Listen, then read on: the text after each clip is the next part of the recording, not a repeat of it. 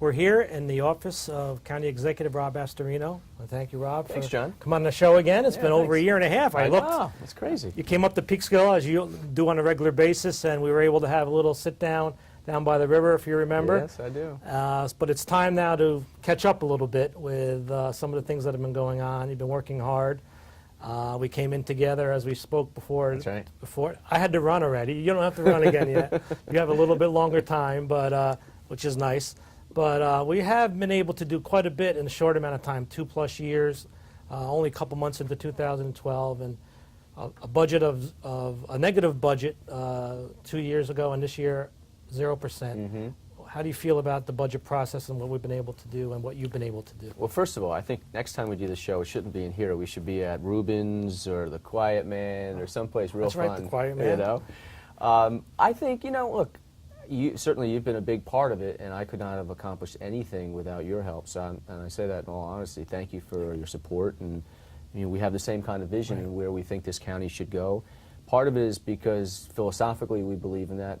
The other part is just simple mathematics. There's no money, and so you've got to make these kind of changes, especially knowing that we've got some crushing bills coming our way from the state. Right. And this property tax cap, which is a great headline, is becoming a mockery of itself because it's impossible in a very short time to be able to comply with this tax cap. As school districts are finding out, as villages and towns in our county, with these crushing pensions, with our healthcare costs, those kind of bills crowd out the services that people need and that we want to provide. Having said that, you know, we have a lot of things that we want to get done in this county. I think we've made some positive moves. Certainly in northern Westchester, we've been able to accomplish things because they're priorities, whether it's some of the road pavings that haven't been done in a long time, or George's Island. That parking lot was a nightmare. Yes, I mean, it was. You know, I think there was more water in the potholes than there is in the Hudson River. So it seemed that way at times, yeah. So those things had to be done, and I think, you know, you prioritize around the county where the money should be spent. But we're spending money wisely. We're saving money everywhere we can because we have to. The choice is go back to what we had been doing in this county for far too long, and that's just spending, spending, and spending, and then just tax whatever is necessary to cover the costs, or to live within your means and prioritize, and that's what we've had to do. We've had to cut the budget. We've had to make some very difficult choices. We've had a workforce reduction of about 13%, I believe it is, since we've come in. Most of that done without paying. We've done that with a retirement incentive. We've you know, gotten rid of some unfunded, funded but vacant positions. And unfortunately, we've had to have some layoffs. The big issue we're dealing with right now, of course, is you know, a pension system in this state which is completely and utterly broken, which is unsustainable and unaffordable. Right. And so the governor's Tier 6 proposal is one that I support. What some people don't understand is anybody who is in the system today, in the pension system today, if you are an employee of a government agency or a school, you are not affected. If you have retired, you are not affected. This is only for new hires whenever this law is passed. And it's common sense, but it is also, the savings will be reaped in many years to come. It's not an immediate savings, and we have some crushing bills due. So in the near term, we've got to come to grips, as do schools and villages and towns, in how to comply with the 2% tax cap, how to control our costs, how to find new revenue that is not taxes. And we've got to grow the economy, and that's one of the things that we're trying to do in this county as well. So a lot of important issues. Well, I think you hit on some important concepts as well. First of all, as an executive, and I had my time as mayor, not quite the county executive, but you are the person. You had to deal with it, that's right. You have to deal with every single problem, not just the ones you want to deal with, okay? You don't have a choice. Yeah. So you have to deal with everything. You have to deal with what you have to accomplish today that will help you with today's budget, but you also have to be responsible, as you mentioned, for down the road. Things that you may have to do today, laws you may have to pass, or issues you may have to do today will not really, you might never see some of these benefits while you're in this office, but you're doing the right thing for 10, 15, 20 years down the road, because you have to be responsible in the job. So it's a two-edged sword, but you have to do both. You know what, and you hit it you know, hit the nail on the head, and that's, we're here to do a job. You know, it's easy to make the decisions that make everyone happy and will probably help us get reelected. But that's not why I'm in this, that's not why you're in this, you know, and you've spent your career dealing with children. Right. So you know the effects of decisions today have an immediate consequence on their lives as well as their future. Well, that's what we're dealing with now, and I was up in Albany last week with Mayor Bloomberg and others and pressing for reforms to a system which we all know is broken.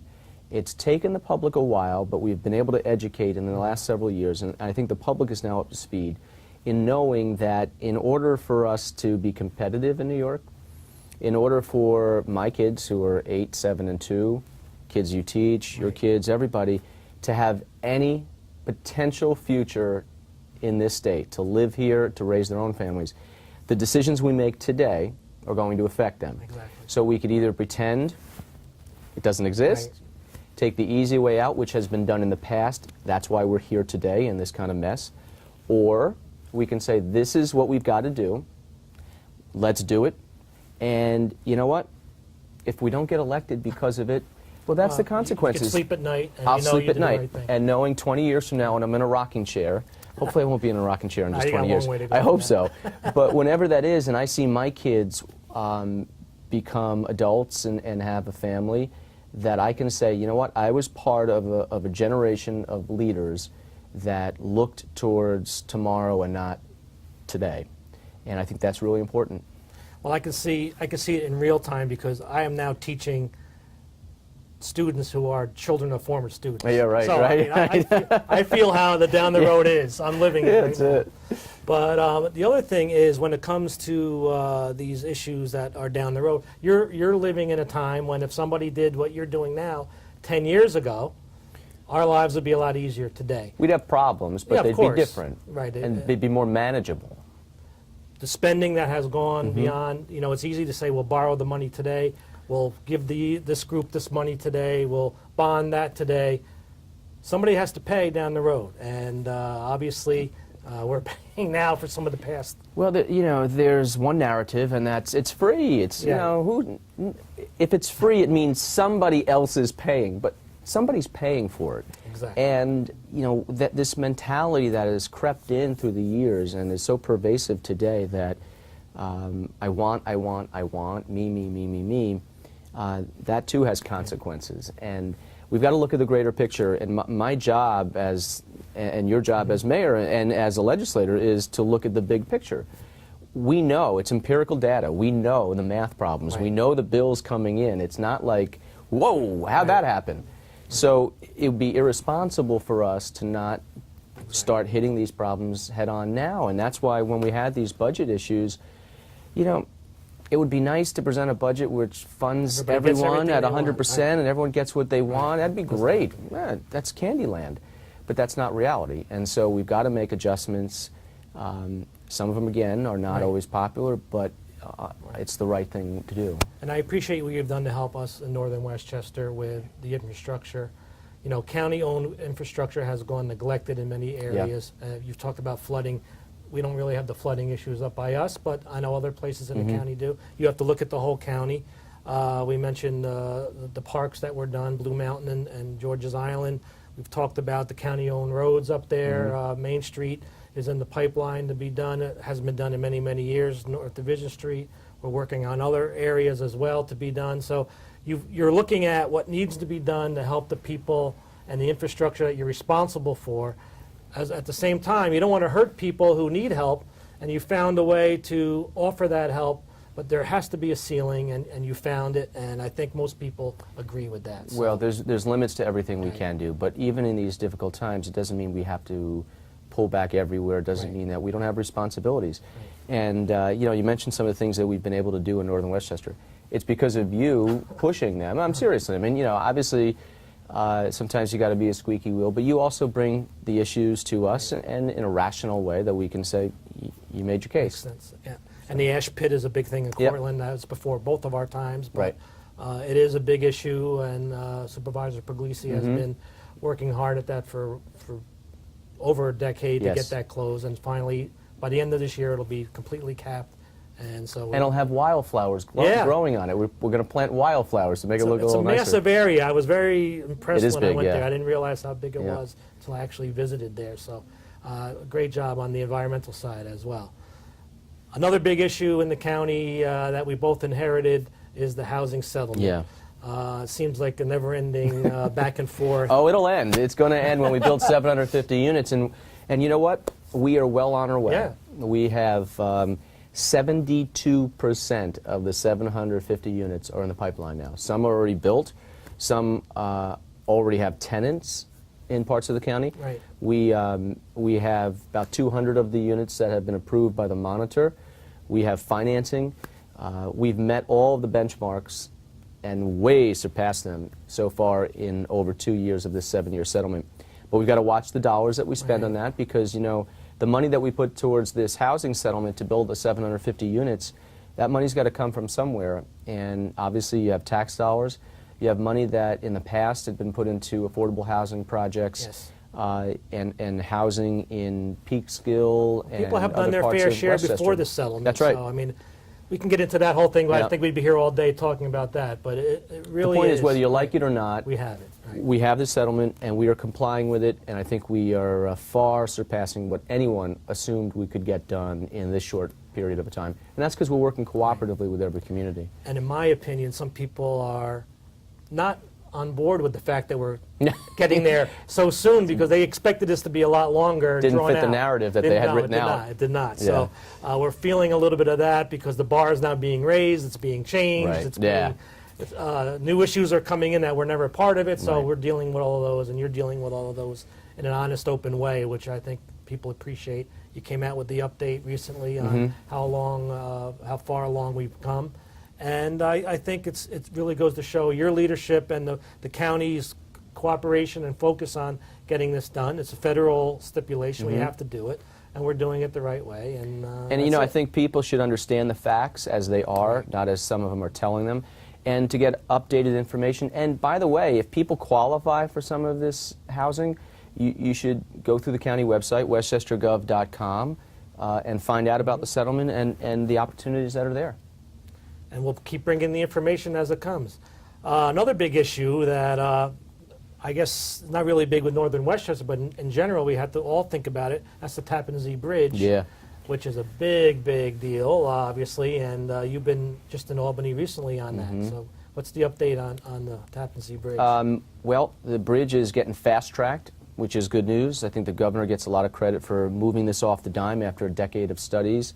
The problem is, though, as fast as we want this to be built, because we want people to get back to work, temporary jobs, permanent jobs, we need to do this the right way. And right now, I'm a little concerned that there is no component for mass transit exactly. on this new bridge, which means you're going to spend over $5 billion, disregard a decade and $100 million of studies that the state did, all of which says you need mass transit, which is just common sense. It is, right. And there's going to be none of it. Now, you know, you can argue whether we want rail, which is full-blown, huge, $10 billion. I think you can put that off potentially for the future if the bridge is designed. But there's no reason why at the beginning, when the bridge opens, as they construct the bridge, that we should not have some form of mass transit in a bus rapid transit system, exactly. dedicated bus lanes to get people over quick, back and forth. That's what we're saying needs to be done, and the state is saying no, and I don't understand why. We're not really getting answers. We don't even know where the financing for the bridge is coming yet. So that's really what we're saying, is do the bridge right. It doesn't matter how fast you start the bridge. It's how fast you finish the bridge. Right. But if you don't get it right at the beginning, you're going to have massive overruns.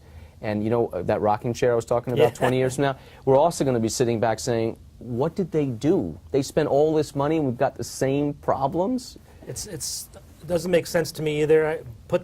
Even like you said, if they don't put the final stages of it in, put in the space for it to be there when the time comes that you can put the, well, a bus lane wouldn't be that expensive. Right. But so we'll see where it goes. Well, if they don't do it now, let's be honest. The George Washington Bridge 80 years ago was designed for lower future level, right. mass transit. Right.